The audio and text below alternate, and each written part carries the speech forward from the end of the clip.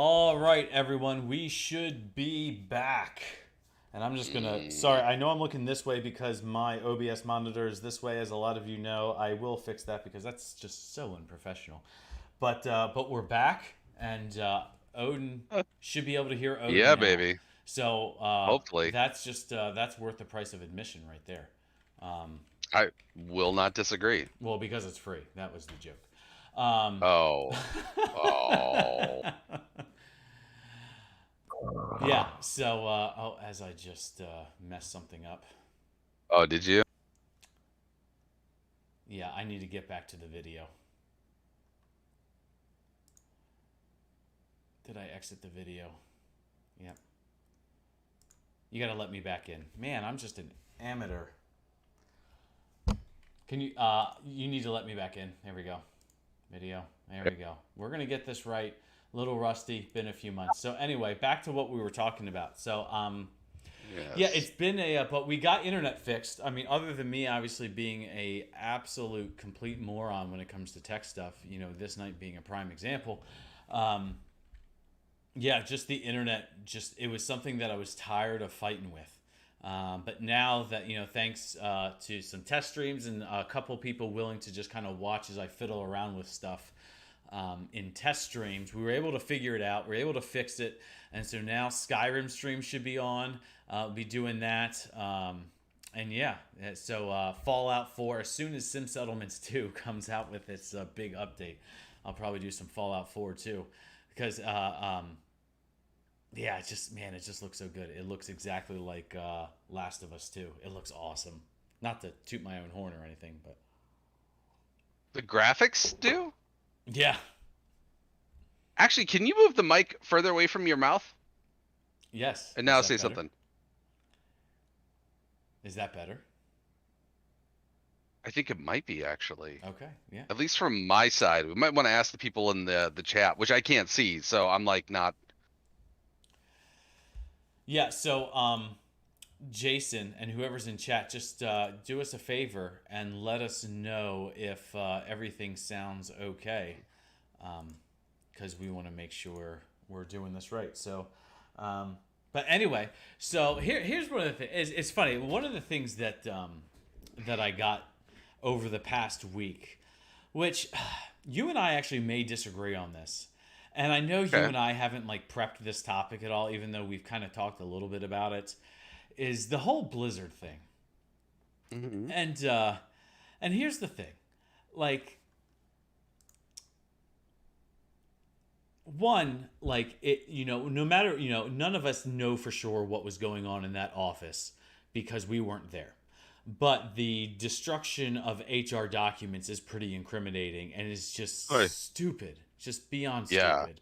Um, So hold on, hold on. yeah. Let's. It's been a minute, so let's kind of do like a recap of what we know, like just kind of like a summary of the situation. Okay, so here's what we know.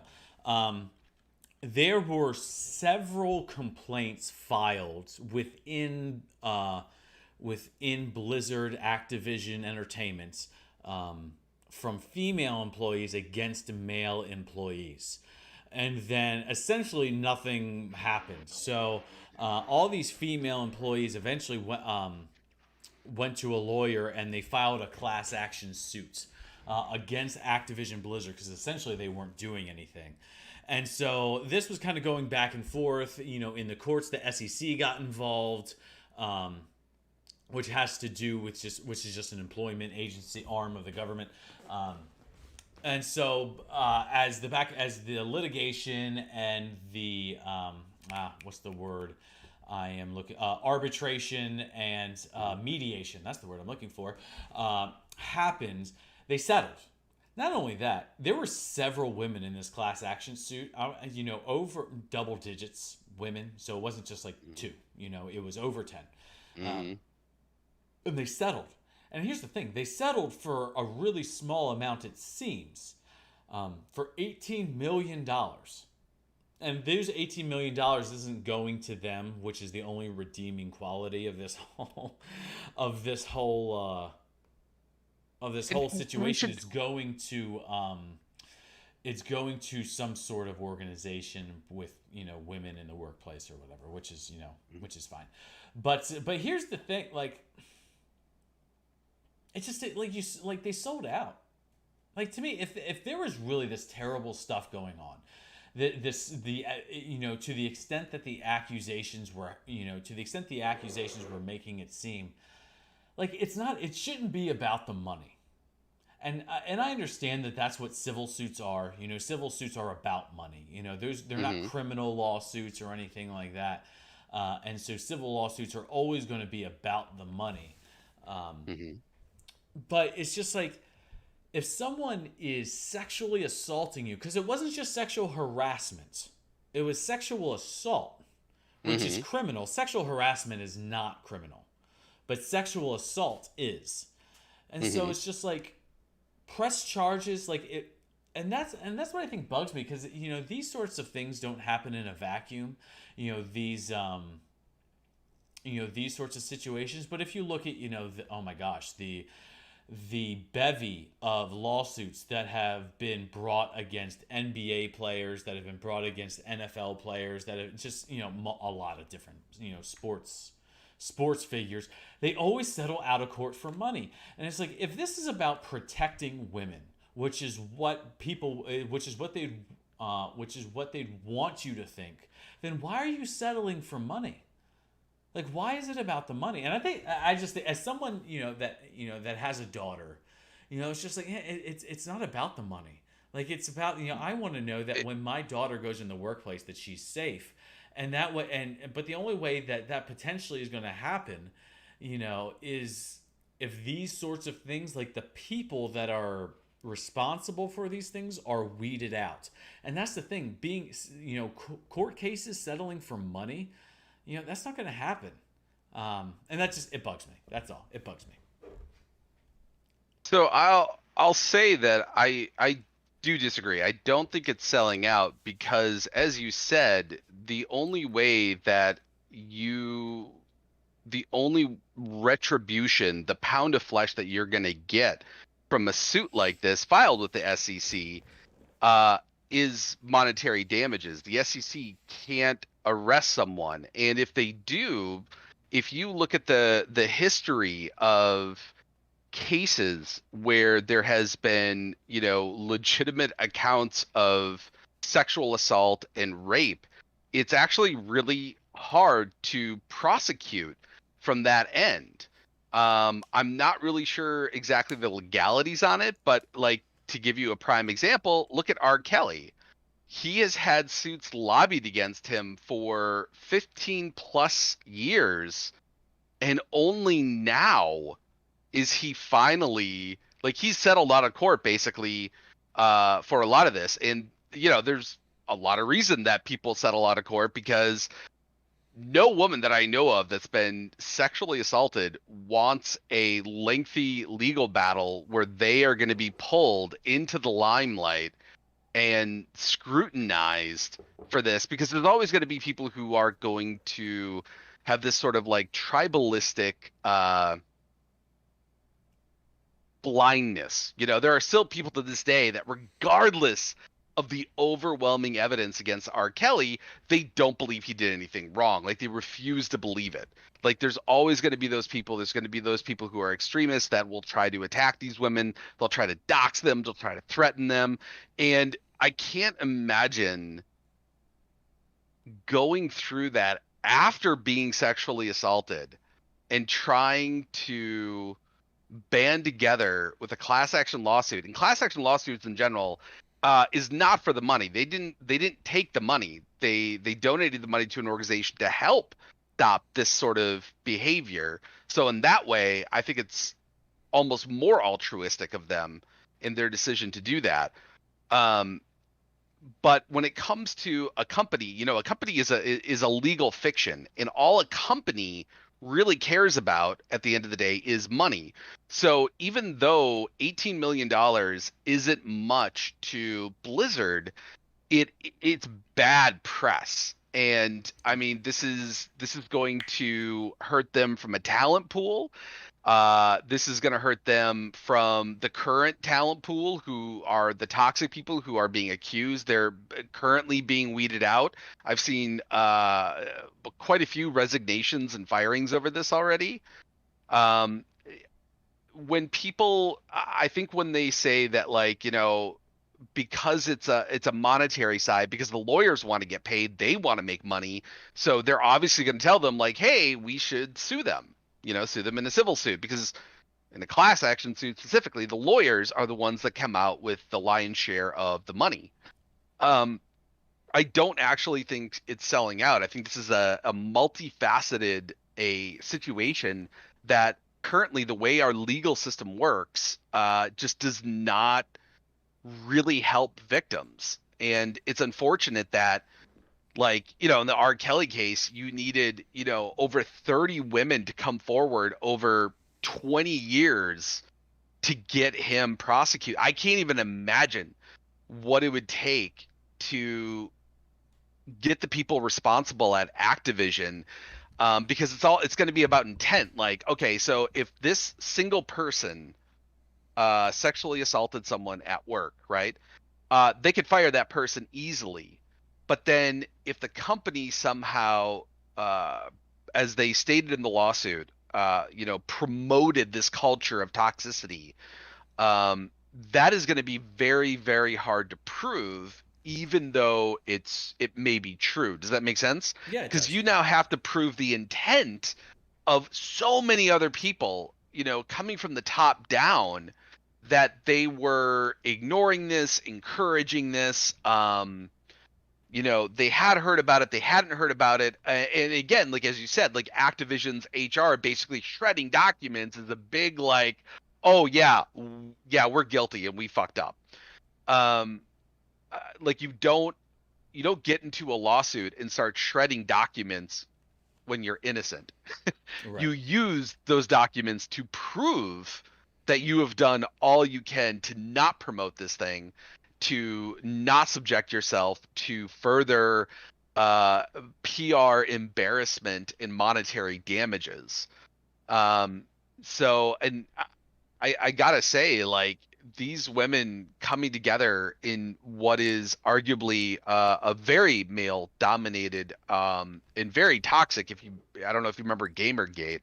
I don't know all the details to it, but the fallout from it is just epic. And having to, like, possibly face that after, whether resigning or being fired or whatever, having to go through this for some of these women years.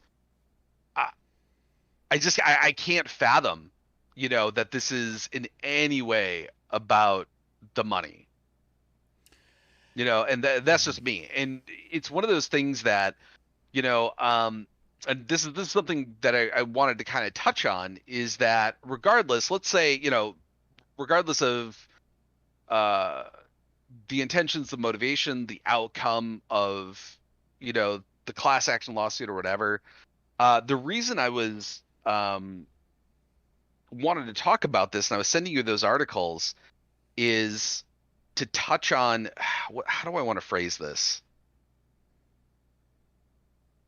I guess where we can draw a line with, I guess, personal ethics is the best way that I can kind of describe it. So if you are, I'm trying to see how to lay it. So I guess I should start from my. Do you mind if we move on from this and kind of like No, go ahead. breed, like spin into it? Okay, so the whole reason this came up is that, I've had some issues with Activision Blizzard for a while now. Not only have they, you know, what I would say over monetized the gaming industry, specifically Call of Duty, and been somewhat predatory in their practices leading up to the last year. Um, Activision as a company is, this is going to sound really judgmental, and I understand that I'm pulling in a lot of people here for the comments and suggestions of the CEO, but the dude is like he doesn't care about the gaming industry at all. Like, he's not a gamer, he doesn't understand it. He's just like, he's a CEO and he wants to monetize everything as much as possible. And this goes back to even the disillusionment of the original Infinity Ward team and them basically having that mass exodus after Modern Warfare 2 had to do with their creative ideas going forward, and basically the CEO going, no, I'm not going to approve that. Our records show that, Modern Warfare and World War II are the hot buttons. We're not going into the future at all. And then basically approving the withholding of their bonuses for kind of staging not necessarily a protest, but saying, basically sticking to their guns and being like, listen, we can do this futuristic idea, and we really believe that, because other studies have shown that people are burnt out on Modern Warfare 2, or burnt out on Modern Warfare shooters and World War II shooters. They want something new, they want something different, something you haven't seen before. And they started developing what eventually became Titanfall. And during the battle, this is after the release of Modern Warfare 2, and I gotta believe that it's hard for me to believe that the CEO wasn't involved in the green lighting of this, but basically, like, over a dozen employees were they were threatened and coerced by holding off on their bonuses, based on like several different factors on how well Modern Warfare. The two heads quit. They took like 30 employees, voluntarily went with them. They went through this huge legal battle that cost them, years of, who knows how much debt that they eventually won in spades.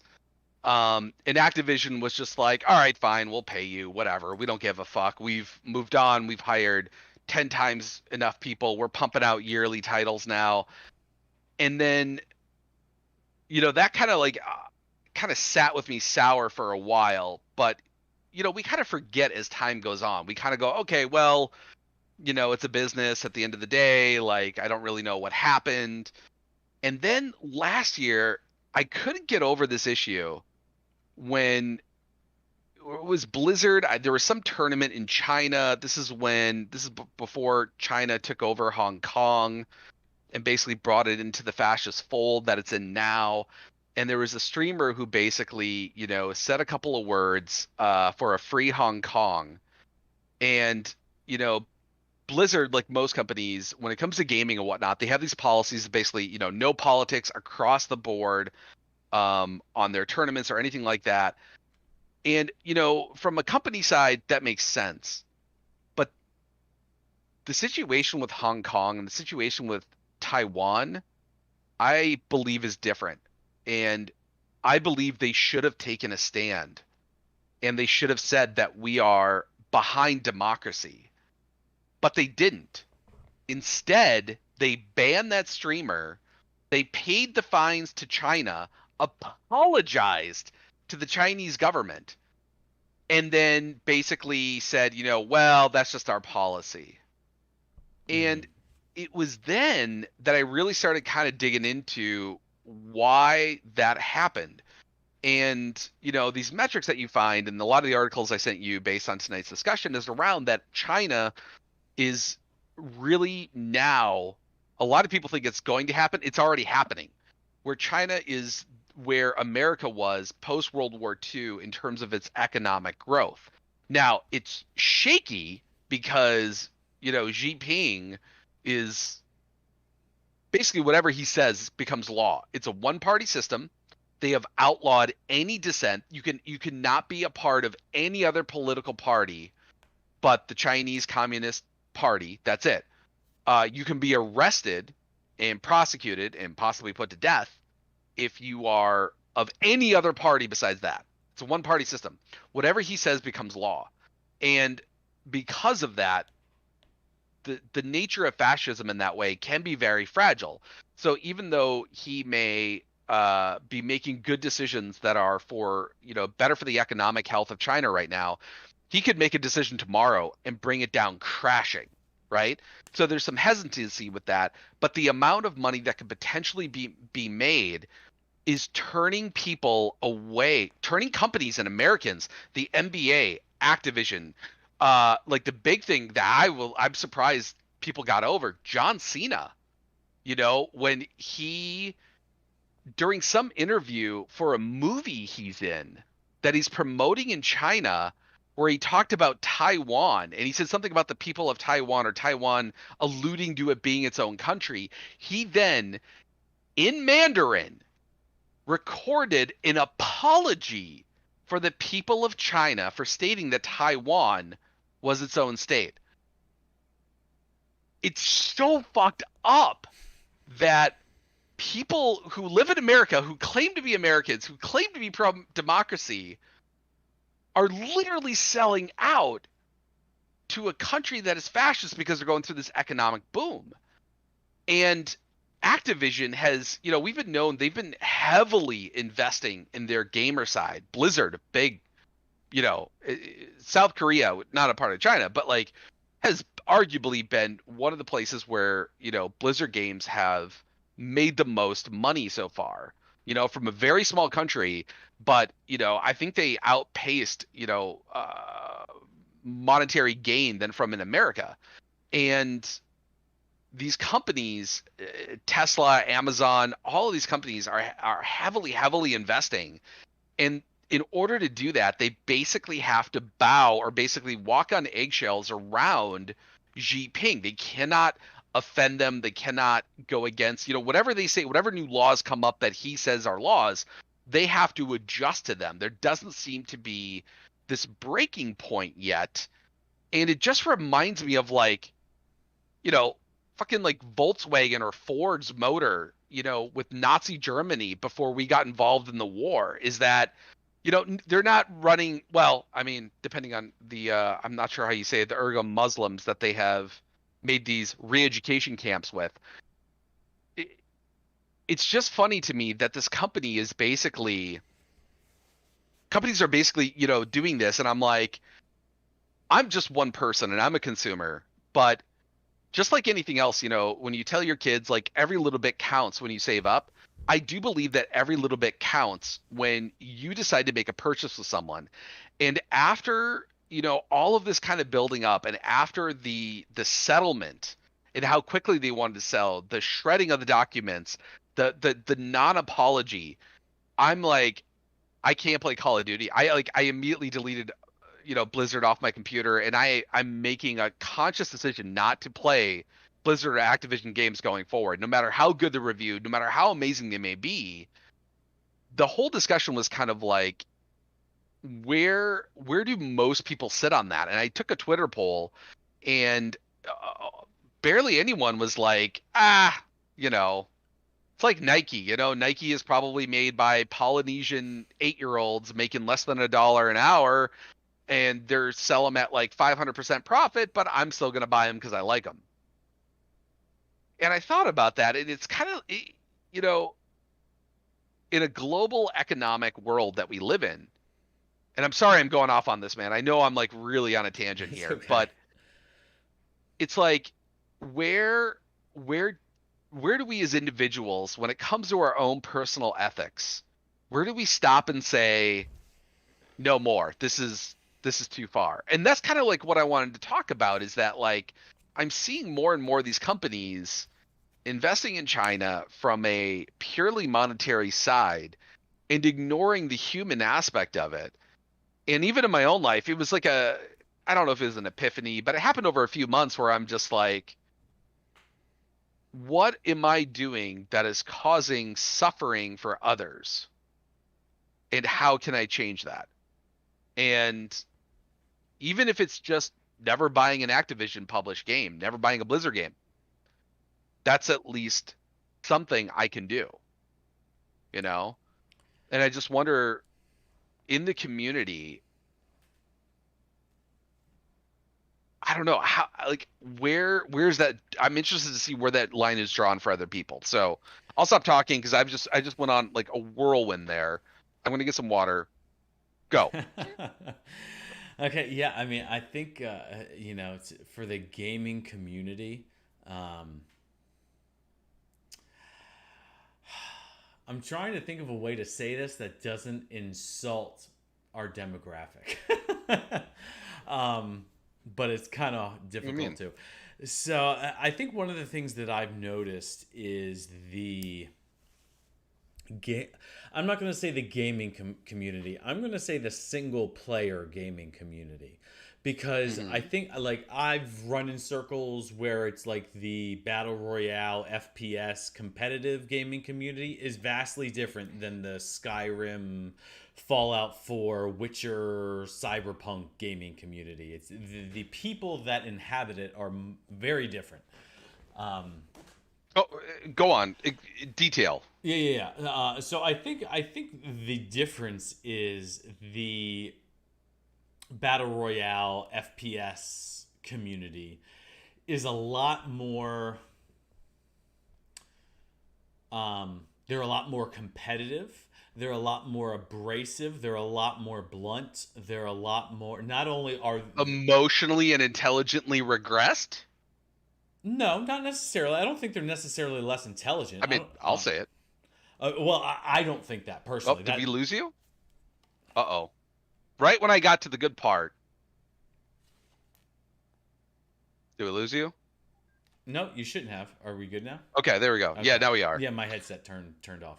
Um, so, no, I don't think they're less intelligent. I just think they're different. I think it's a different type of community. I understand that you do, um, but I would And say that they're more emotional in the sense that they're more competitive, but okay. not truly more emotional to me. But where the single player community is a lot more sensitive, um, and a lot more. I feel like one of the things I've seen, just as an example, and I'm not making a good or bad judgment on this, it's just an observation, where like Hmm. people in the single player community, like a lot more people struggle with depression. They Oh yeah. struggle Yeah, yeah, with yeah. they struggle with being in low income jobs. They struggle with just kind of relationship issues, Yeah, where it's not that that doesn't exist in the kind of more competitive FPS community, but it's sure. less pronounced. Yeah, Um, I agree with that. and that's where I think it's just different, not better or worse, just different. Right, right, right. And so I think that what you just described, especially since the community that we may be talking to, since both of our channels is more centered around single player games as opposed to Hmm. FPS battle royale games. I believe that community is, I think they don't like what you, I think they would agree with you in theory Hmm. until it affects them. Right. And that's Um, where ethics come in, right? and Is like, and I think that's one of the where I think people that like in the FPS community, if they cared, which I don't think they do, at least they don't, hmm. where like single player people will claim to care, but then when the rubber meets the road, won't do anything, and um, and then people who actually play Call of Duty or whatever the case may be, they just they'll actually be honest and just say I don't really care. Um, Hmm. and so and that's where I think and I think that's where the rub is. It's the fact that one, Activision doesn't care about the single player community, because they don't play their Hmm. games, so there's no reason for them to care about them. Now I understand that there's probably some crossover. Like I like both. I like single player games and I like competitive games, and I know you're the same way. Hmm. I know you like Yeah. competitive games as well as single player games. Oh yeah. But yeah, it's, do you actually care when it affects you? And I would just say 9 times out of 10, people don't, because they care to the extent that it doesn't affect them. Um, I mean, and I think there's plenty of examples of that in life. I mean, I think if you went Yeah, I think to, I think there's plenty of politicians who claim to care about the little guy, but if you said, all right, yep. well, give up all your wealth and give it to them, well, they Hmm. don't do that. They Right. still show up. They still show up to galas that it costs $30,000 to Hmm. enter, Hmm. but they don't give that money to to their even their constituents who need the Hmm. money. So it's kind of like when the rubber meets the road, where are you? Right. And I think that people like to virtue signal and they like to talk a big game, but when it comes to, well, I'm not going to play an Activision Blizzard game again, at least until they show some semblance of recompense. Um, Hmm. Most people aren't willing to do that because it's like, well, I'm not going to inhibit my good time to potentially, at least, even if it's just in my own mind, help someone else. Right. Um, and I think that's just the inherent selfishness of, I think everyone. I don't think that's limited to gamers. I think that's That's what I everybody. was gonna say. I'm like, Um, that's pretty common in yeah, just humanity in general, and I agree with that wholeheartedly, yeah, unfortunately. yeah. And so, as much as I'm no fan of China. I mean, it by no means is making me do research and deleting the games off of my computer that by publishers that cowtail to China. So I Hmm. obviously don't care that much. But here's what I say: at least be honest. Like, where you're being honest, and I appreciate because you're being honest in the sense that you're saying your actions are backing up what you're saying. Where I think there's a lot of people out there who they'll say one thing, but they won't actually do anything about it. Um, Right. and I think that's a shame. I think Yeah. you should be honest. If you really don't care, then just say you don't care. And people may disagree with you, and whatever the case may be, but at least you're being honest. Um, Yeah. as far as China's concerned, I mean, as far as the gaming industry, here's why and so I'm going to kind of switch gears a little bit because this is at least the articles that I wrote. This was kind of the driving force was how is it going to change the gaming industry in the U.S. And the short answer Mm. is I don't think it will. Yeah. Because I think that the U.S. European market and the China market are big enough to where developers will make games for the will make a version of the game for the West and a version of the game for the East, and none the two will meet. And so I I think as far as the product, um, I don't know how much is going to affect it in a tangible, recognizable way, unless you're really looking for it. Um, Well, and let me just say it right there too. And this is something that I've come across a little bit with the gaming, but a lot with other aspects of different ethics that I have in my life or morals that people live by. They're like, well, it's not going to change anything, so why are you doing it? And I'm like, the change isn't, it's not just to put my voice out there in support of others that are being oppressed or mishandled or hurt in some way, but it's also for my own personal well-being. Like, I don't feel good, like, as a person if I am contributing to somebody else's suffering. Now, if I don't know that I'm doing it, um, it's not, I wouldn't sit there and like feel guilty about it. But once I become educated about something, let's say someone told me like, oh, hey, this company, really treats these people really bad. I'm like, oh, fuck, I don't want to, contribute to that. yeah, And so like I'll lend my voice and my wallet to where I can, and even if it doesn't make a difference, it'll make a difference to me. It's like I'm not advocating, that there be a mass boycott of Activision in general over this shit. I mean, people, as you said, like if anything, I am definitely for I'm a pro-choice kind of guy. Like if you don't, if something's available to you and it doesn't bother you where it comes from and you want to buy it and it's legal, go ahead. Like, well, even if it, I mean, depending on the situation, I'm like, even if it's illegal, I'm like, if you want to buy drugs, like government doesn't have control of your body. Fuck it, get them. Do what you want.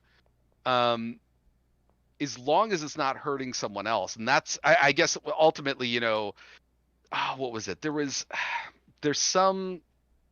I'm gonna butcher it, but there's some like old story where, this old man comes across this kid who is throwing out, you know, he sees the starfish washed up on the beach, and he throws it back out into the ocean. And the old man laughs at him and he goes, "There's too many starfish that wash up on this beach. Why are you even doing that?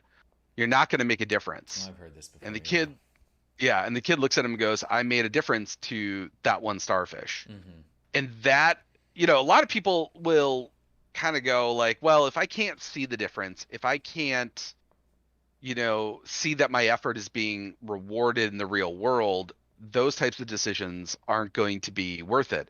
And that's fine. That's up to them. But for me, it definitely is. And I just kind of wanted to see, you know, because I've seen the passion, um, from all sides, whether it's passion from anger, passion from love, passion from wanting to see innovation, or passion wanting to see, whatever it is, a sequel or something else to a game, a remaster or whatever. I just wanted to see like what other forms of passion like is out there basically. So this isn't like, I didn't want to bring this up as like an argument to tell people like, hey, this is wrong, don't do it.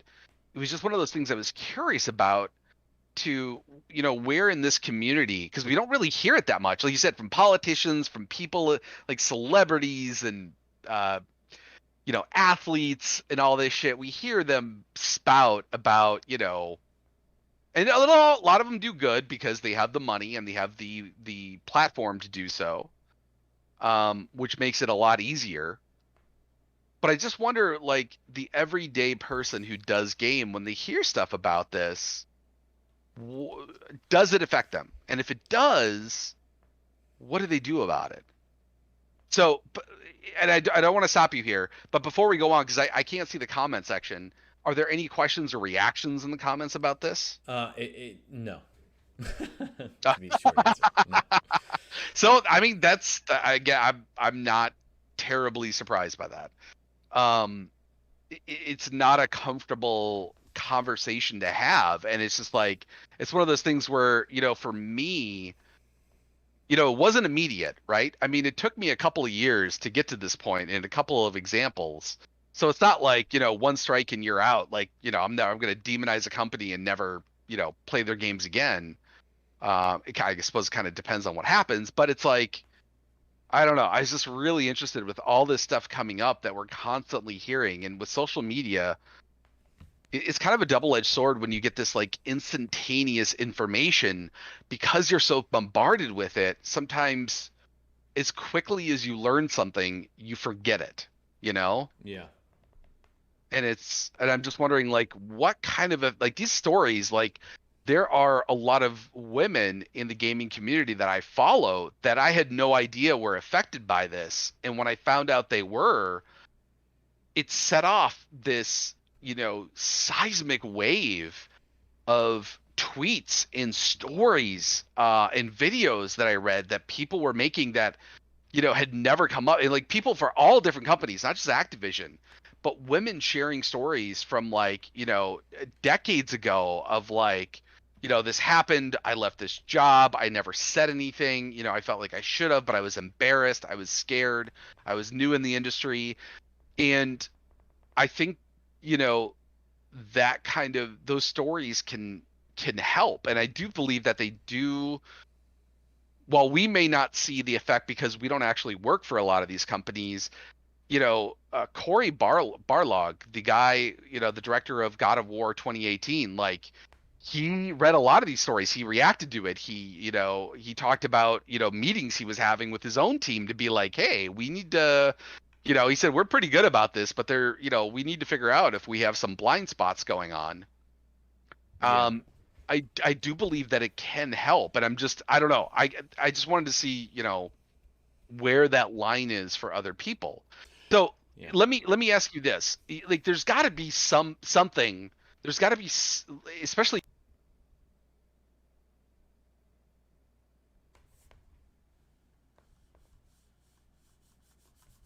Did my computer just crash? Are you kidding me?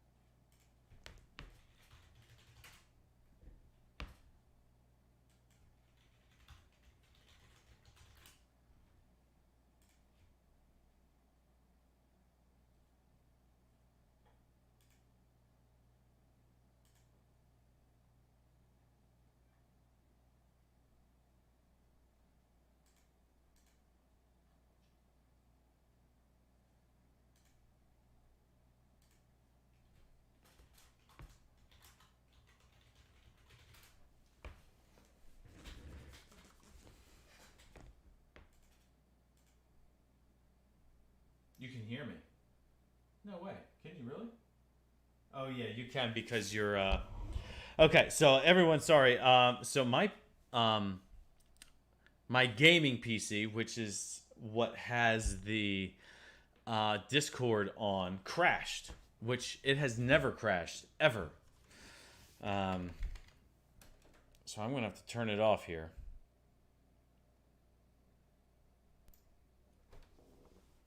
And we'll get it right back up here.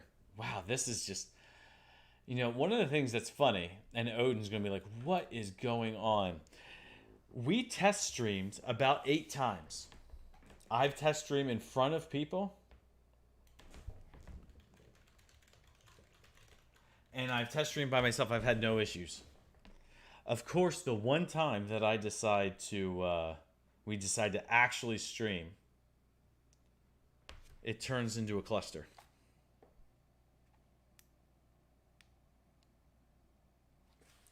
Which is absolute craziness.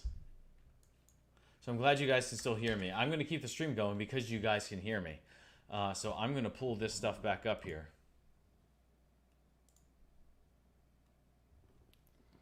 So we can...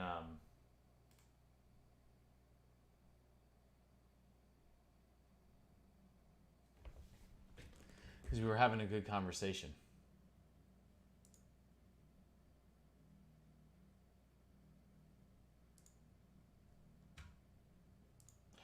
So just bear with me. Bear with me. Can you hear me now? Yeah, I can hear you. Dude, I've tested this like 8 times. And I told you, dude, I'm telling you, it's fucking Microsoft, dude. I swear to God. It's not Microsoft. It's the demons that live in this stupid computer. Man, that just really bugs me. And now my camera's all off. I know. Brother, that's why I'm like, I can't fucking deal with this shit anymore. It broke me. Okay.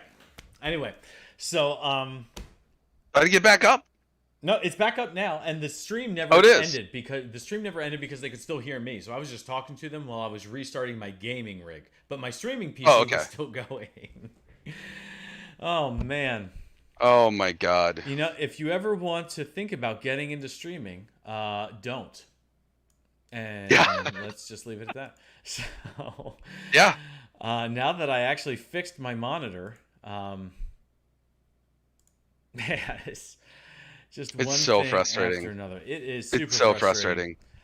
So they probably didn't hear me, but let me just say, like, this is the reason I basically stopped streaming altogether. Is these issues are just so compounded, and it's like putting out fire after fire after fire, and it's the same goddamn fires over and over and over again, and it's just it gets to a breaking point where it's just like I can't. This is affecting my well-being. Yeah, and it's just like, man, I just want to play video games. Right. That's it. That's all I want to do. Dude, yeah. No, I hear you. But no, I'm thankful I'm stubborn. Sometimes it pays off. Yeah.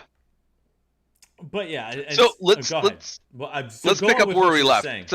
So what I was saying is that, like, there's got to be, and you don't have to share the specifics if you don't want to, but I was like, you are a passionate guy, and I'm like, there's got to be some company out there, some product that you like refuse to buy because of what the company does, what they stand for, how they treat their employees, how they treat their customers, something, right? There's got to be at least one. So this is as close as I can think of. I won't play or have in my house Grand Theft Auto. Interesting. Not because I don't think it's a well-crafted game, but because there's content in it that one, I have kids, and I don't want them to see any of it. And 2, there's aspects of it that I'm trying to think of the best way to put it. Not that they're necessarily glorify or like held up as a good standard, but there's just aspects of that game where it's just like, I don't want to live this out in reality or virtually. Right. And so You're not the only one. well, and so it's not that it's not a well-crafted game, right? Now I don't know Mhm. because obviously I've never played it. There's other things that like it's not necessarily like it's not companies that I'll boycott or anything like that, but it's just products I won't consume. So another example Mhm. is like Game of Thrones. Like I've never seen Game of Thrones. There's not a doubt in my mind I'd love it. Um, but Until there's the end. but there's just but there's just things in it that I don't need in my house. Um, Hmm. and you know, I don't need to see a bunch of naked women. I don't need to see that. I have Hmm. one naked woman that I want to see, and that's my wife. Hmm. As I tell her, you know, it's like you're all the porn I need. Like I don't need Hmm. anything else. My wife is completely satisfactory to me in every way. Um, Hey, baby, Mike's a Mormon. I'm No, not, I'm just kidding. I'm not a Mormon. If anything, I'm the complete opposite of a Mormon. Um, As you sip on your Jack and Coke, rum and coke, Rug and Coke. um, No, I'm just fucking but with yeah, you. I mean, man, I don't have the conscience to disappoint more than one woman. Um, but No, no, and I get that. Like yeah, I'm not. Yeah. and so it's stuff like that. That like but it's not like I'll never watch an HBO product. It's not that I'll never play a Right, Rockstar right, right. game. I love Red Dead Redemption too, and you know, so Yeah. I'll play that. And so, but thing is though, there's things that I consume that I don't agree with the company all the time. Like you said you would gravitate towards more of a pro-choice mindset. But in the realm of abortion, I'm extremely pro-life. But but the thing is though, I still shop at Walmart. I still shop at Target. I still shop at Amazon, and all of those companies donate money to Planned Parenthood. But Oh, it's kind okay. of one of those things. But it's like I'm not. It's one of those like I'm not going to cut off my nose to spite my face. Um, Sure. and so it's not that if there was an alternative to shopping, or Home Depot would be another one. Yeah. If it was like, well, we'll just shop at Lowe's. Well, Lowe's Right. does the same thing. So it's not that I'm opposed to not shopping at those places again. But the thing is, though, I'm not going to put my family in potential financial hardship and spend more on products than I have to make a point. I have 3 kids. I don't really, it's not that I don't have the option to be principled. I do, but I have to pick and choose on what hills I'm prepared to Yeah. die on. And Right. so, and I know what I can do, whether other people agree with me or not, is I can instill in that, like if my wife and I are staunchly pro life. It's Hmm. we'll shop at Walmart and we'll go on Amazon and we'll we have a subscription to Netflix, and all that stuff. But it's like, okay, but we know that there may be people watching this that disagree with us, but we're going to instill in our kids, our point of view that, listen, a baby in the womb is still a human life, and you do have a choice, and it's before you have sex. Like that's the choice, and that's a different conversation for for a different time. But that's kind of as far as like boycotting things. It's not that we're against not doing things. We are against not consuming certain things for the sake of our familiar well-being and for the sake of others. Um, Hmm. but it's not really like a company. It's more like a product, if that makes sense. Okay. It does, and I don't think there's, I understand that. I mean, I've got an iPhone, and I mean, even though I know Apple uh, is aware of the child labor and basically child enslavement aspects going on in Africa, where they mine the minerals, where the minerals are the most enriched that they need for the microchips. As you said, So does Android. So does every computer chip graphical provider out there, Yeah. right? And there's nothing I can do about that. Like I literally need this phone and its GPS capabilities to do my job. Like I can't not. Like I do what I can. This is an iPhone 6 and I don't go out and buy a new one every year, obviously. Like I think they're on like 13 now. Yeah. I use it to, as if I'm kind of forced, my hand is forced, I will buy the least amount of possible. But as you said, I'm like, I can't go and get like a Nokia burner phone that doesn't have GPS and do my job. So then I'd be like, well, that, yeah, as you said, I'm going to lose the income, and it's kind of like, well, shit. So, that discussion leads into like obviously like local and national politics and all that shit. I don't really want to get into that. I just wanted to kind of like, you know, I don't know. It's just been interesting for me to kind of figure out like where these lines are drawn in a specific community. Yes. Well, I will tell you this because it does kind of have a cross section in it. I will not buy the anniversary edition of Skyrim. I will not. I will refuse. Can I ask why? Yeah, absolutely. Because here's the thing: make new games. I agree. And I agree. And here's the thing that pisses me off. It's not Bethesda that pisses me Yeah. off. And I'm going to get on a soapbox here, and I'm going to get a little Please intense do. because it makes me mad. And what makes me mad is the consumer.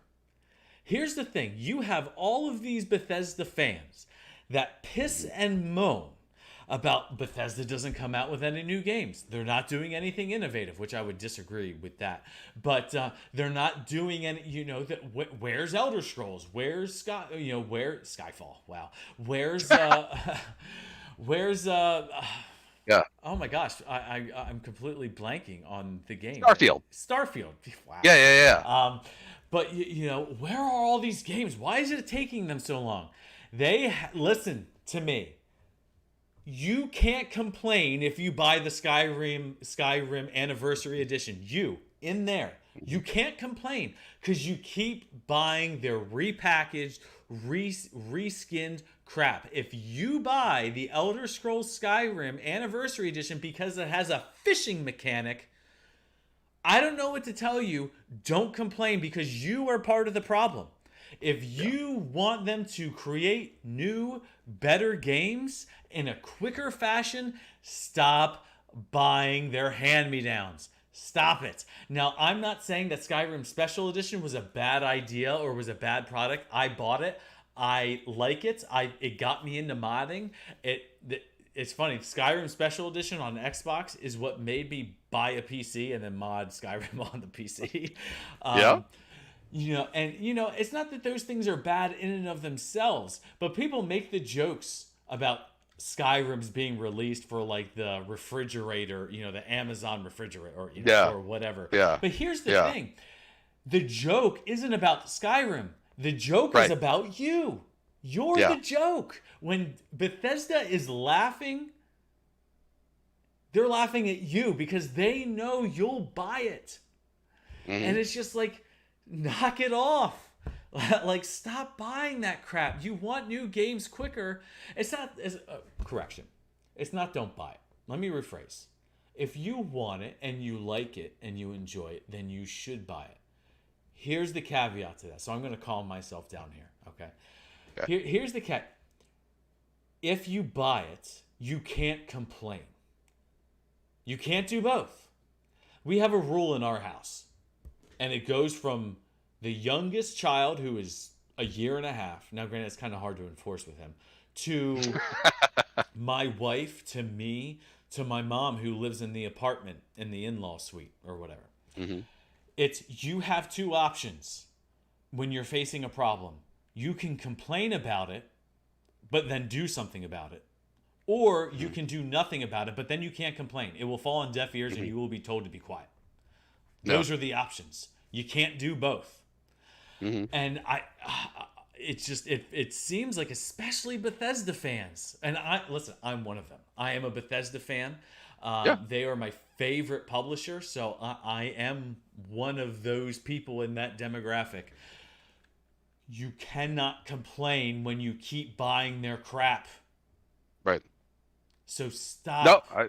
Like, no, I agree. I was like initially when my initial reaction when the anniversary edition was announced, I was like, what a garbage money grab. Are you kidding me? And while the fishing mechanic and stuff is technically free if you already own special edition, regardless of the platform, the upgrade is free. You get, 3 of the Creation Club mods. You get fishing, you get the survival, and something else. mm-hmm. But and that's fine. But then with the paid version, which the price was increased in the U.S. market, up to $40 now, Yeah. that you get access to all of the Creation Club mods. Now, here's something that I have said before, and I stand by this, but I'm probably still not going to buy Skyrim's the Anniversary Edition. I said, just like ESO, if Skyrim had, which then this is basically what ESO is basically Skyrim with content constantly released that you paid for. I'm like, if they did that with a single player game, I would pay for it. The problem is that they aren't making these Creation Club mods. The community is, and there is almost always a duplicate mod on Nexus or on Ybrax or whatever site that not only plays better, looks better, it's free, and the money that is being used to justify the cost of the Creation Club mods, so little of it is going to the actual mod author that I'm like, it's not really worth it in my opinion. And I agree that this Skyrim, from basically what I said before, Skyrim Anniversary Edition doesn't meet the requirements that I would have to buy a new to invest in it again. Like ESO, every year ESO comes out with new content. I would argue that the content is new. It is typically game changing. It is pieced out over a year, so you don't get sick of it right away and then feel like you wasted your money. Excuse me. So there are other factors to that, and I agree with you that like, if this Anniversary Edition is a hit, and this is like what, 10 years? They're gonna do a 15-year one. Yeah, wow. There, I would not be surprised if there is, not a Fallout 4 next gen upgrade, either already in the works, but now, based on the sales and the pandemic and everything, they might be like, well, if this sells really well, why don't we just do a Fallout 4 upgrade and just, have another year of development cycle paid for by the fans for Starfield? Yeah, and don't get me wrong, I'm not against remasters. I actually like remasters. Oh, no. Yeah, I do too. As long Very as they're much true remasters. The Anniversary Edition is not a remaster. It's, hey, No. go fishing. Mm-hmm. And it's just like, why? I And- don't need to go fishing. Like when you played Skyrim the first time through, did you think, oh man, it'd be great if I could go fishing? No, no one thought that. Yeah. But here's the thing: people are going to buy it, and you can say, well, they raised the price to $40, so and because they included all the creation kit stuff. Oh no! They raised the price in the American market because Americans will buy it. Yep. And it's just like, Americans, stop. Like, buy anything. Well, stop buying it if you don't like it. Like, you can't Right. complain and then buy it. Like, Right. that's not Bethesda's fault. That's not Bethesda, big bad corporation that's doing this price gouging and or predatory monetization practices. Right. It's you being a stupid consumer. Right. That's what it is. And Yeah, I so agree. if you're willing to pay $40 for a fishing mechanic, you have Yeah. you have no one to blame but yourself. Now, maybe you're happy, maybe that's completely worth it to you. And if it is worth it to you and the Creation Club content is worth it Great. to you, then buy it. You should buy it. Yeah. I'm not here trying to tell you what's worth your $40 and what's not. All I'm saying is you can't then go and complain. I mean, you can, Right. but then everyone listening to you, if they know you've bought the anniversary edition, should tell you to shut your mouth. Right. That's what should You happen. can't go and buy $40 worth of heroin, shoot it up, and then go to the dealer. You know, that really wasn't worth it. Yeah. I want my money back. You can't do Right. that. You know, Yeah. and I know that's an extreme example, but I mean, literally, that is what Bethesda has become, is a dealer, you know, for our addiction to their games. And what used to be seen as a positive thing when it came to loving someone's game so much that you played it for years after release, Mm-hmm. like Grand Theft Auto or Red Dead or Skyrim or whatever, they, because of circumstances where they needed to up their profile on, you know, obviously, like there, I won't refuse to believe, but I have to believe that them, you know, this deal for them getting bought out by Microsoft didn't happen overnight. This is like years in the making. So I got to, like, the remasters, the upgrades, the Creation Club mods, a lot of these decisions, I believe, were, you know, were affected by this, you know, and I believe that this anniversary edition is a direct result of the combination of, you know, the worldwide pandemic, you know, and everybody kind of shutting down and things slowing down to a crawl, and the fact that they were just acquired and Microsoft needs to, you know, make some short-term returns, you know, for specific investors on, you know, what they bought. Yeah. You know, which is Bethesda, and they're going to. Oh yeah. They are so going to. Yeah.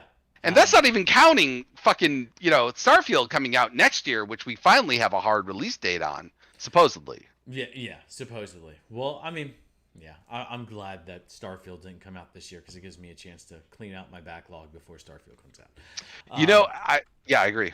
But yeah, it's just yeah, I mean, give it to you know, you got to hand it to Bethesda for making a game that's worth playing 10 years later. Oh, right. This is just milking those teats raw. But there's still milk in there. So why? And I don't know they'll stop. And the milk is sweet and succulent. So why wouldn't you keep milking that same Right. cow? But yeah, I mean, I had a thought, and I just, oh no, this was the thought, and it's funny. This is the pure, because you will have the single player community. I mean, I just feel like I'm bagging on the single player community, and it's not my intention because there's a lot of aspects that I love about it. That will complain that it's like Skyrim, Fallout, your monetization practices are predatory, even though they're not. You just don't know how to control yourself. And you don't come out with new games. You don't do this. And the same people out of the other side of their mouth will say, Red Dead 2, what the heck? Where's our DLC? You're shortchanging us. And Red Dead has said, we came out with a complete game. Mm-hmm. Yeah. And they'll complain about that. And it's just like I want to pass out and my ears are going to bleed. And just my brain says, wow, it's dark in here. And what is happening? And it's just like, it just makes no sense. Like, on one side, you want to criticize Bethesda for milking the cow, and you want to get on Rockstar's case for not milking the cow enough. And it's just like, what is happening? Like, and really what it comes down to is people aren't happy unless they're complaining, because complaining, Yeah. unfortunately, not just in video game circles, but it just seems like in our world, complaining and malcontent has become a virtue and not a vice. Yeah. And it's a shame. It's a shame, but it has permeated the Yeah. gaming community. And you see it with Yeah. mod authors. I mean, how many mod authors have got burnt out because you have people Hmm. complaining about their mods? No, granted, I think of Hmm. mod authors putting out crap. They're putting out their work for public domain, so they need to be willing to receive the criticism and the critique. Hmm. But there's people, but man, like if you go, I talk about this mod all the time. I'm waiting for my new Fallout 4 playthrough, my "you only live once" kind of one life to live Fallout 4 Oh yeah. playthrough. For this mod to update, the Sim Settlements 2 mod to update, because the next chapter in the story is coming out, and I'm super excited about it. And it's the best mod to ever come out for any game. I'm convinced of it, because Okay. I've played a lot of mods for a lot of different games, and it is by far the best. That's just my opinion. But the thing is, though, the criticism that they receive on their forums is crazy. Like they have whole team. Like King Gath could start a business if he wanted to, Hmm. but he doesn't, and people are still criticizing him. It's like, what are you complaining about? And it's just like, it just boggles my mind, and it's just kind of like, listen, y'all got to stop complaining. Like, yeah, it's sad, because it seems like, and this is where it kind of comes into the whole depression. When I said earlier that single player game, that seems to be a player base that struggles more with depression, struggles more with anxiety, struggles with a variety of different areas. And I just think part of it's just even finding joy in the things that, even though they're not perfect, they're still good. Yeah. I Anyway, agree.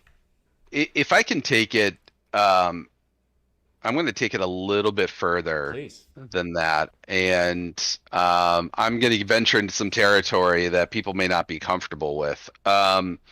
So I'm, one of our contrasts is like, I'm a staunch atheist. I need efficacy and evidence, that is verifiable to, make me believe anything. And so a while ago, I come across this podcast with a legitimate Buddhist monk, a guy who's been, I don't know if he's technically still a Buddhist monk or not, but he's one of those guys in the mid to late 60s that traveled to India, was kind of disillusioned with the whole economic process of life, and kind of being pigeonholed into whatever. So he became a monk, and he then started kind of traveling and expanding this stuff out, and he does this kind of secular mindful meditation practice. I started doing it, and it I can't overstate how life changing it was for me in terms of um, realizing my own emotions and where they come from. But I don't get the sort of like deification that a lot of people do, or sort of this kind of like la-di-da, everyone loves sort of thing. But it made me do some research, and I got this book. Oh fuck! By an actual doctor, a psychologist, and it's like one of the most controversial books in the last like 30 years in psychology, and it's called the Illusion of Conscious Will, I think it is. It's a very dense book because he is a psychologist, he's a professor, he cites a lot of studies. But basically, what he argues is that we are not in control of our emotions. So I'll give an example. His most famous example is this one. And basically, what he says is that I will prove that you don't have control over your own brain. Are you ready for this? I'm gonna prove this to you, drummer Mike. All right. So I'm gonna tell you, and I'm gonna tell you not to think of something. So I want you to not think of this item. Are you ready? Yeah, I've done this exercise before, but yes. And I don't Right. disagree with you. Yeah. So the idea, for those who don't know, is that I would say don't think of a white polar bear. Almost instantaneously, an image of a white polar bear comes into your head with no effort on your part right now. When Mike and I are talking in English, and I am going off on these tangents right now, his brain is doing all the work. He is putting no effort into deciphering the meaning of the sounds coming out of my mouth. None whatsoever. If I started speaking in Mandarin or German, I could be saying the exact same words, but the sounds would not register in his brain. And no amount of effort on his part in this instant would allow him to understand it. There's just no way to do that. And the idea is that what I took from it is that not only are so much of our emotional reactions completely autonomous, meaning we have no control over them, but we don't allow ourselves control over them by recognizing them and then stopping and thinking, why do I feel this? So when people look at Skyrim and they're like, oh, fuck, another one. Okay, hold on. You're angry. Why? Why is that anger there? There's got to be a reason associated with it. And as much and as passionate as you can be about something, whatever emotion you have, and this kind of ties back into our original ethical discussion, that emotion is going to go away. Mm-hmm. So when that emotion arises, and if it keeps arising, as you said, what are you going to do about it? Now, most people, because of the power of the internet, and I do this, but I've been consciously trying to change how I interact online, is that most people will go and be negative on an online social forum of some type. That gets other people to argue with them or agree with them. Doesn't matter. It can be extreme of both. It can be a mixture, whatever. It propagates this emotional train that we hop on, and once we're on it, we almost never can get off of it. We get pulled into it for hours, days, weeks sometimes. And I'm thinking of myself. And it's so unnecessary, and it's not, as you said, it's not doing anything. It's only making me more miserable. Mm-hmm. Like when you put out like a negative comment, like, I can't believe they're not doing this, or this, or why aren't you doing this? This is a horrible decision you're making. You're not doing X, Y, and Z. And I see people on forums, and they will go on and on about this for months. Now, I think maybe the longest thing I went on about on social media was maybe a couple of weeks, and I can't even remember what that was. I'm like, it's just that it's gone, right? Yeah. That thought, that anger, the name, the situation, gone. And yet I can't deny like how much time and energy I lost to that. And I think social media is part of the problem in that it allows us to do that and actually encourages us to do that with hashtags and the way algorithms work, like, hey, if you like, I looked up, what was this controversial guy? I think he's kind of a little bit of a whack job. Jordan Peterson, right? He is used by a lot of, and I think, unfortunately so, by a lot of extremists. And I watched a couple of his actual lectures, not these studio performances of YouTube videos that say, oh, Jordan Peterson destroys this or this reporter in like 2 minutes. Like, I actually listened to some of his lectures, but now YouTube and Twitter are like suggesting all these like kind of extremist niche sites and videos to me. And I'm like, I don't want to fucking watch this. Like, what are you doing? But it's only because I watched that 1 or 2 videos. I think they're probably like an hour, maybe an hour and a half long for each. And now the algorithm is like, oh, you like this. It Mhm. automatically assumes because you watched something, you liked it. So if you watch a video of some YouTuber or someone going off, as I've done it before too. I did it recently with a fucking pillow purchase, which I still feel justified about. I made a quick little ranting video, but then after watching my own video, I started getting all the suggestions for other rants about other pillows, and I'm like, this is really fucked up, you know.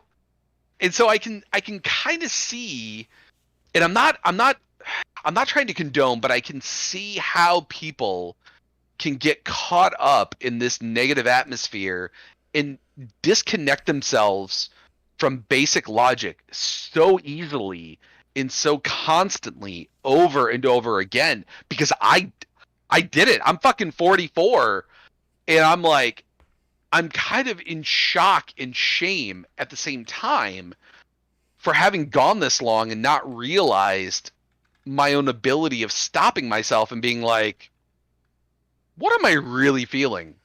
Why am I feeling this? How am I going to react to this? I'm sorry, that again, another tangent. No, I mean, I think it's no, I mean, I think it definitely pertains to gaming because I think one of the things in the gaming community that's prevalent, and I think all gaming community, I think whether it's the single player gaming community or the kind of competitive FPS gaming community, Mm-hmm. is the because I think it permeates society, but especially gaming, is that if I'm feeling it, therefore it must be right. And it's Yes, just that like, is. no. Oh Like, and it's just no, like, and it's just like you may be feeling this, and I'm not saying you're wrong for feeling this, but it's what right, are you now doing with it? right. And so you brought up the whole white elephant thing. And I'm sure you've actually probably come across this, especially with your kind of your personal trainer experience and just your health experience. But really, any sort of addiction. I know this was something that I battle with. I know a lot of viewers may not know this, but I lost 90 pounds. Um, and so I was at 280 and now I'm at like 190. Mm-hmm. And one of the things I had to grapple with was there were addictions to food that I didn't have, or that I didn't know about, that I did have that I Mm-hmm. didn't know about. Mm-hmm. And one of the biggest mistakes I could make was going into a day thinking, okay, I have to make good choices with food. I have to make good choices with food. I have to make good choices with food because all I'm thinking about is food, and Right, eventually I'm going to give in. right. Um, and so it's just like, no, I got to think about something else. I got to put my mind Mm-hmm. on work. I got to put my mind on my wife. I got to put my mind on something else constructive so that once my addiction has me thinking about it, even in the negative as opposed to the positive, my addiction already has me exactly where it wants me because I'm thinking about it and I'm not thinking Mm-hmm. about something else. Um, and I just think when it comes to this emotionalism in society, especially in the gaming community, where I feel like emotionalism, not necessarily more so than other kind of sub communities do, but it's still definitely prevalent. It's emotion is king. If Mm-hmm. I feel this way, therefore it must be true. And it's Mm-hmm. just like, emotion isn't true because, as you said, emotion comes, it comes and goes with the wind. Um, Yeah. you feel things one day and you don't feel things the other. And I can't tell Mm-hmm. you how many times my wife and I have been on the verge of getting in an argument, and it's just been, hold on, time out. Let's give it 24 hours. If we Mm-hmm. and let's come back and let's come at it from a more objective, less emotionally charged space so we can actually have a constructive conversation as Mm-hmm. opposed to a emotionally charged illogical conversation. And it's not that emotion and logic are an antithesis of one another, um, but you need to have informed emotion to be able to have an emotional constructive conversation. And Right. just unfortunately, that's not the message that goes out in our culture today. It's the person who is the most emotional wins. If you're the most emotional, therefore you must be right. And it's funny, at least in our we're in our household and just the way I grew up. No, usually if you're the most emotional, that means you're usually wrong. Because you're not thinking about things clearly. And usually, if I'm being emotional, I'm being selfish. Usually, for me, that's the way it is for me. If I'm being overly emotional, I'm being selfish. And it's just like, well, hold on, like being selfish or self-absorbed or kind of whatever adjective you want to put to it. Man, that's not good for my kids. That's not good for my wife. That's not good for my friend. Like, how many do people want to be friends with a self-absorbed, selfish guy? Am I going to be productive being selfish and self-absorbed? No. So it's not that emotions are bad. They just need to be informed. And so you feel the emotion, and that's fine. Like, we're not saying there's anything wrong with feeling the emotion, but it's taking that emotion kind of captive in your brain and saying, okay, I'm feeling this thing. Why am I feeling it? What am I going to do with it since I'm feeling it? And is it one of those things where I know I'm feeling this, but maybe whether it's my conscience or whether it's just whatever it is, maybe it just needs to be better informed. Yeah. So I think that and I'm going to stipulate this, and I'm not disagreeing with you, but I think that there are other facets to a lot of different things. So if I can, I'm going to back up a little bit to the food thing. Food addiction is arguably just as bad, if not worse, depending on what kind of data you're looking at, what kind of emphasis you're looking at, as drug addiction. Because unlike other addictions like video games or gambling or whatever, you need food to survive. And a lot of more times than not, where you live, not only where you live, but how much money you have kind of dictates what kind of food you can get. And so food addiction can be very, very hard and can't just be,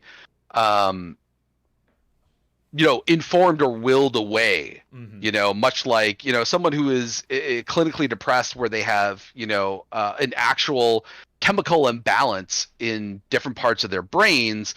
You can be as informed as you want. That person, if their, biological chemicals are not evened out, there's a good chance they're probably going to off themselves at some point. I mean, that's like the end game for so many depressed people, unfortunately. Yeah. And now I'm not trying to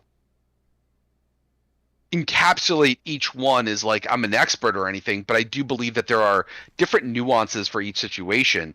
But to speak to your specific thing about people who do seem to have emotional depressive issues that hover around single player games, I see this on social media a lot. And initially, from a lot of people I like following, like on Twitter, it bothered me because I initially saw it as complaining. And like you, and this is kind of a generational thing that, like, I believe that our parents were raised in an era where emotions were invalid regardless. And so I think somewhere, probably around the 90s, when I was like in high school, emotions started to being validated, which I think is good. But like you said, I don't think it's so much a parental issue. I think it is a societal issue because, not to get into a huge discussion about this, but you'll see this, like advertisers, companies started understanding the emotional connection that people have, the unwilling emotional connections, emotional reactions we have. This is when branding, right? In the late 80s, early 90s, when branding became king, when companies started putting so much effort into writing their origin story, to make you feel good about shopping with them. Nike, the whole just do it thing, the idea that like whatever you're going to do, just do it, and do it to the extreme, like you said, right? It's extreme is good. Look at these, look at, and who's the other guy from Tesla? I can't think of his name. Elon Oh, Musk. Elon Musk. You know, they are extremists, right? They are, and like I'm not categorizing this as a good or a bad thing, but they are the definition of extremist, right? And depending on the category or what the extremist is, the society will kind of dictate whether that is good or bad. And a lot of times, as you said, we are not informed enough to go back and go, hey, I don't agree with that.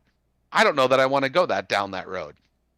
And it could be something as simple as like a commercial, right? Like I stopped watching TV, I think in the late 90s, because I hated commercials so much. I felt like I was being pandered to, like they were trying to emotionally manipulate me. And I stopped like until Netflix became a thing, and I could, I was like one of the, I would say first subscribers when they just had, discs that they would mail you like 3 at a time, and it would take you like months to get through a series that could probably take you a weekend now. Yeah.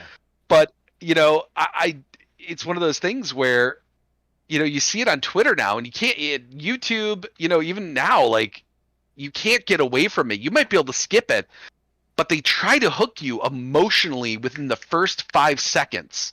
They want that little hook in you that you're like, that they know that for most people out there, you're going to have a reaction one way or the other, and there's nothing you can do about it. And it's just kind of this icky feeling, and it's propagated on so many levels. And I believe, good intentioned or not, I agree that like, if you're having an emotion, that emotion is valid, but that doesn't mean you have the right to act on it. Right. And that's where I think you were talking about being informed. Yeah, and I think when people say, "Well, I need to validate my emotions," so many times, well, it really depends on how you are defining validate. If validate Yeah. means it is confirming as good those emotions, Right. then I would say, no, you don't have Yeah. a right to have your emotions validated. But if validate just means that you're experiencing them, then sure. Yeah. So, you're experiencing them. Sorry, I want to cut you off right there real quick. External validation is what we see as necessary, and that I think is part of the major problem, right? And that's what I think advertisers go for, is that the people who, and I don't know how to say this, people, because I think this applies to everybody, but I think that, especially when we're young, we look for validation from our parents, from our teachers, from friends and peer groups. And if we don't get that at a young age and get that informed decision that like, hey, we get that good parent, or we get that good teacher, or that good coach or good friend that goes, you don't need me to validate it. Like, what you feel is what you feel. People will go on living their entire lives looking for that external validation, which I think leads to more suffering, because they, as you said, I'm going to argue with you until you agree with me. Right. And that'll validate what I'm feeling. And it's like, yeah. No, it won't. Yeah. Yeah. And it's just, you see it in the gaming community, and then what it turns into is, we don't want to get into that struggle. So we're actually going to talk a lot about nothing. Yeah. So that there's no confrontation. Right. And it's just like, well, then you're not really, then you don't really have friendship. You don't really have a relationship at all. You just have this you just have this back and forward non-confrontational, shallow nonsense. And I think that's one of the things I know what, I want my channel to be about is like, as much as I want to build a community that's like, hey, we all like different kinds of games. We all come from different backgrounds and different places. But listen, we can all kind of rally around the fact that, listen, we like games. Hmm. And it's just but the thing is though that what that doesn't mean is but we can't talk about those other things Right. like and I think that Developers can't either. well no one can Yeah. and it's just kind of like listen like it's funny you're a lot like my brother um and my brother's actually currently live with he just moved from Maryland down to South Carolina Oh, no kidding. and so he's living at our house at this point so there's a lot of people Oh, living in this house at the wow. moment but it's funny him and I have just vastly different lenses of looking at the world Yeah. and so I just him and I will get into conversations and just about about real life things, whether it's politics or gaming or even sports and sports. It's just about a whole a Yeah. vast number of things.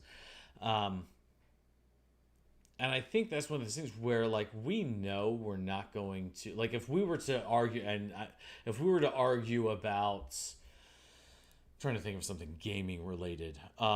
Whether or not Final Fantasy, the old Final Fantasies, are true RPGs, which we did Hmm. get into that debate. Hmm.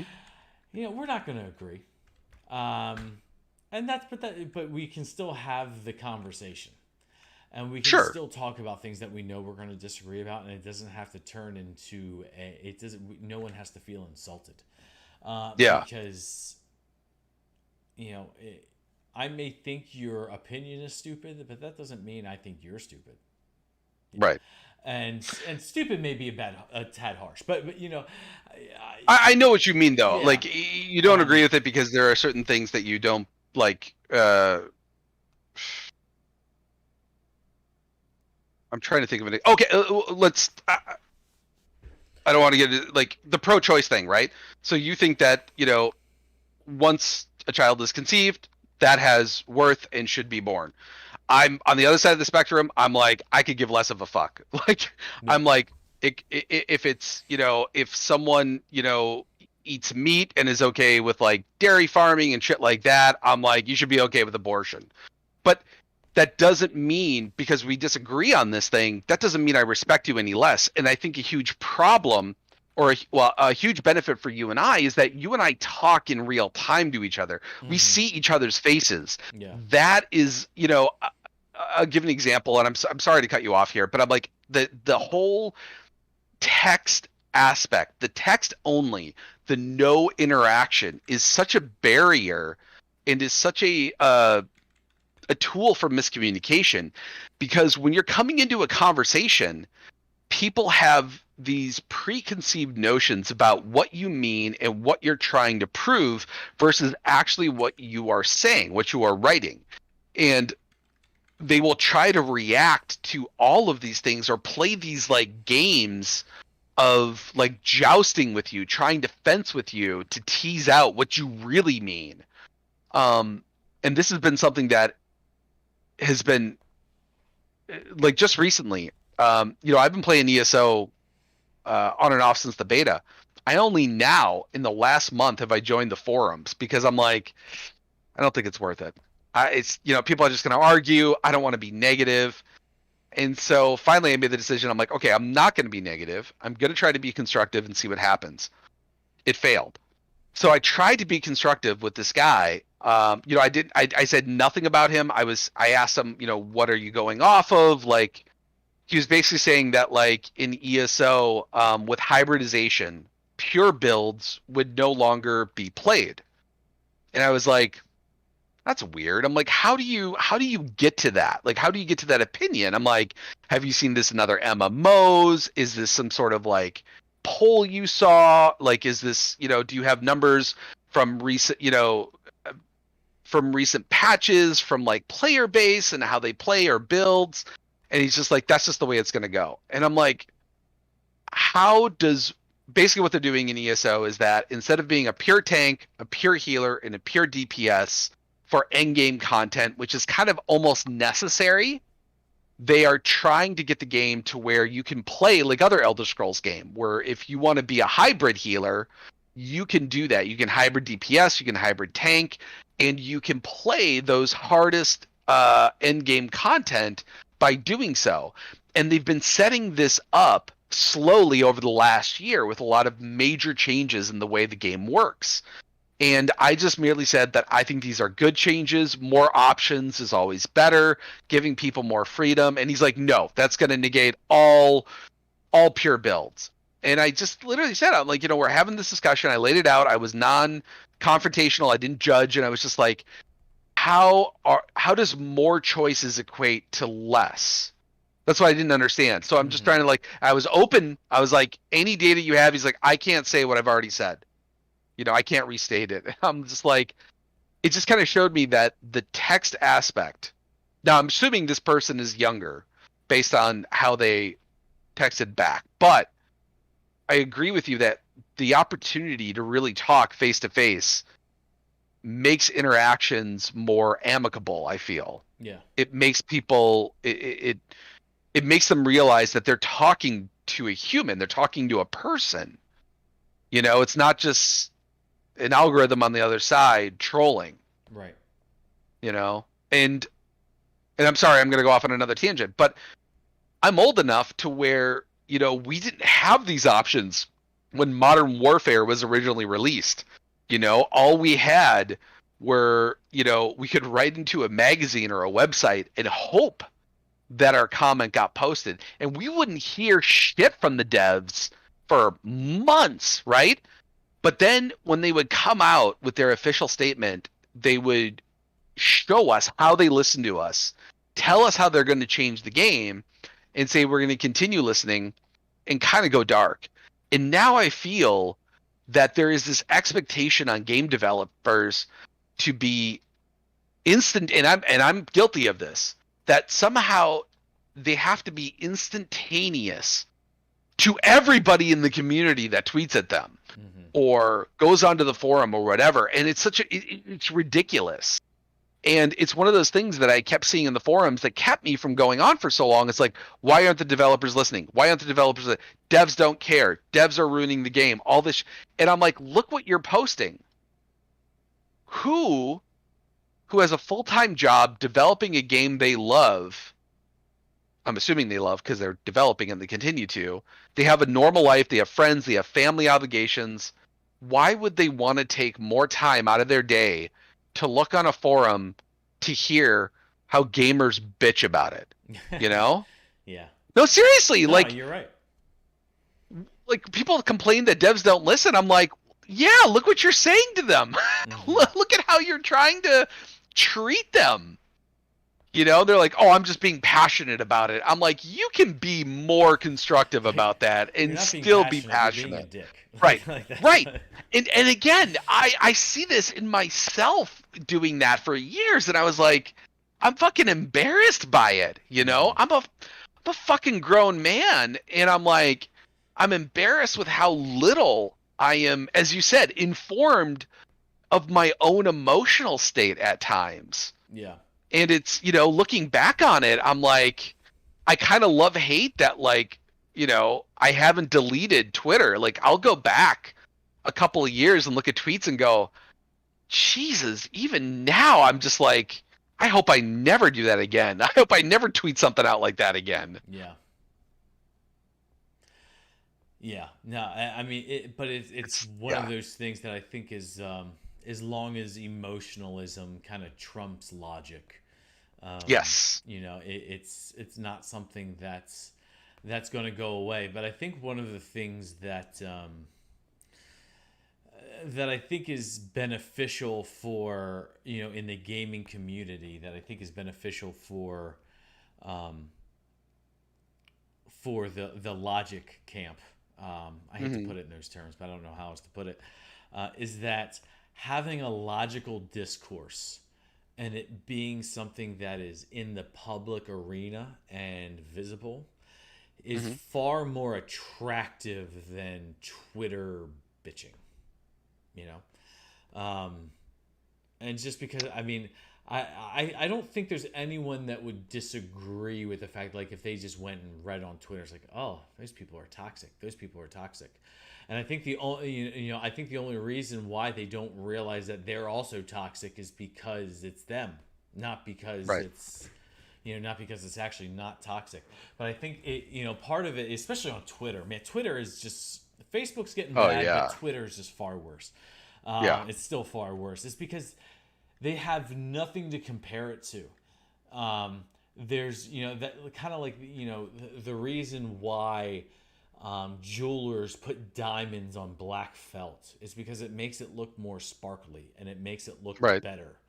Right. Where if you just put a diamond on a diamond felt, it Hmm. wouldn't look nearly as appealing. And Right. that's where it's just kind of the opposite on Twitter. It's just everything's so dark and negative and Hmm. destructive, but there's Hmm. nothing to compare it to because everything's like that. Um, Yeah. and so, but that's where kind of having these logical, not unpassionate, but not overly emotional. So it's still passionate, um, but it's logically driven is a good thing because it makes the toxicity and drudgery of things like Twitter just look all that less appealing. Yeah. Um, No, I agree. Hi Arthur, by the way. I Oh, what's up, Arthur? I disagree that it's more popular just based on a lot of the channels that I've seen and their popularity, channels that are just purposely toxic Oh, I in don't and think of it's more themselves. popular. I think it's Oh, more. If I said popular, that's not what I meant. It's more attractive. It's like if you actually read the okay, comments yes. and then watch the logical discourse and you compare, it's like Yes. which one is more attractive or appealing to you. It's like, oh, well, I Right. mean, the logical discourse is more attractive than the just Yeah. pissing and moaning. Yeah. I agree with that. And that's actually kind of what I was hoping that we would do, and it's something that I'm I'm hoping to do with the channel going forward, like my own, and just trying to figure out, like, not to sound too new agey, but like, be aware of what I'm putting out into the world, Mm-hmm. you know, and be more aware of how I interact with those who interact with what I put out. It's something like I'm almost kind of thankful that I've had all these really bad issues with Microsoft lately, and I've stopped streaming because it's given me a chance to kind of, get off that emotional train and go, what do I like? What do I want to do? What's good for the community? But what's good for me? Like, because a lot of the times, like, I was just so focused on other things, when I was live streaming, that I wasn't actually enjoying playing the game. Mm-hmm. And I think it led to me getting distracted. It led to me trying, other games, not finishing them, or, whatever it was. And it's just, yeah, I think that if we can, even reach, like 10 people, like, I do believe that that'll have a ripple effect, Mm-hmm. the butterfly effect, not to necessarily a large degree, but one that's, creates some sort of meaningful change. I don't expect me, the fact that I'm never going to buy an Activision game again, that's not going to change anything. Right. But from a world point of view, but it does change me, and maybe me talking about it will, influence some other people. I'm not going to tell them to do one way or another, but maybe they read the Twitter feeds about the women who were affected by it or some other Mm-hmm. company, and they're like, shit, maybe I wanted to, it's that whole, like, pay it forward sort of idea. Yeah. No, I agree, and I think I think that the way you're taking it's good because I think too many people think, well, what is good is this going to do? I'm just one person, and it's just like, well, Right. it's not about it's not necessarily about the effect that you have, but part of it's like, what kind of person do you want to be? And Right. it's just like, No, exactly. if it's I'm not buying an Activision game just because that's not the kind of, like, I don't want to support that. And it's just kind of like, well, I'm not going to be toxic back, not because this person deserves to be given a good tongue lashing. It's like, well, Right. here's the thing, Right. they may deserve it, but that's not the kind of person I want to be. Right. I want to be I want to, Exactly. for like, I want to be the guy that, if I need to, that turns the other cheek, that, that it's able to kind of look past, um, the toxicity, because, it's just being toxic back. Like what is that? What is that doing? What is that Yeah. accomplishing? And it's Right. just like, it's not accomplishing anything. And so that's where it's just, yeah, sometimes it's just about, I don't want to do it, not because you don't deserve to get a good, verbal lashing, but just because that's not the kind of person I want to be. um Yeah. and so And it's not easy to do. I mean, like it's that's not. like that's like, the hierarchies, the people we put up most in life, like, you know, uh like preached by, Christ and Buddha and Moses. Well, not necessarily Moses, but there's religions and ideas and whatnot. Martin Luther King, like they all basic on this higher ideal, not because it's easy, because it can have a good effect, but it's like it's so fucking hard to do day to Yeah. day. It's so hard. And like even today, like give an example. Like I'm not going to delete this tweet because I actually do stand behind this. Okay. Um, so I'll give an example of now. I do agree that I could have worded this better. That what I said is I agree is a little toxic, but I do stand by the passion behind it.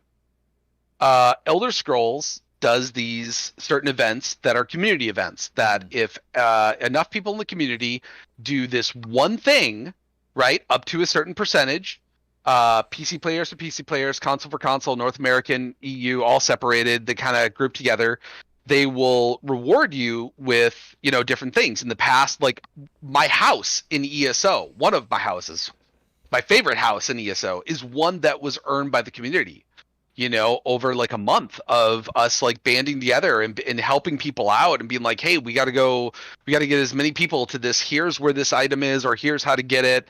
Um, and it's really cool. And they're doing it right now. And this time it was kind of weird. They said that the big thing that they'll get is going to be a surprise. And I was like, uh-oh. And I was just like, that's usually never good.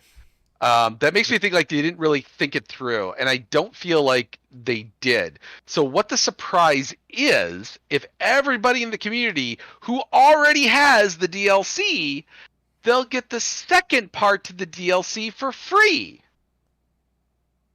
which makes no sense because if you're doing the event, you've already paid for it. Yeah. So it's not really free. And if you're someone like me who has ESO Plus, I double dipped. So not only do I have ESO Plus and will have access to it, I bought the expansion to it. So I'm like, I don't get anything. And neither does anyone else who's already bought the expansion. Right. So it's kind of like, I just said that, like, that's kind of a dog shit cherry on an otherwise extraordinary expansion year, because ESO Blackwood I think it's the best expansion they've done yet. I'm continually like surprised. Like it's like it really is game changing, and it's really giving us more insight into even more game changing, exciting things they're going to do with the game. And then they make a decision like that, and I'm like, that's just shitty. Yeah. Like, I could have phrased it better, but I'm like, that's really a disappointment. And so I believe that there is what I'm trying to say is that I believe you should call a spade Mm-hmm. and voice it. But again, I think the way that you do it is just as important as what you say. Because if you go and, like you said, like you're looking to give someone a good tongue lashing, if you're going to attack them, their walls are going to be up immediately, Yeah. and they're not going to be receptive to that feedback. So I think that's like, for me, the hardest thing when I am upset is trying to step back and go, how can I get this person to see my point of view when when they've done something that's offended me and I'm coming at them from a hurt perspective. And I think that, I think that's the trick, right? That's the magic trick that, so few people in our history have been able to do. Yeah, because it always feels like when you disengage first, you lose. Right, And which it's is just like that's so not true.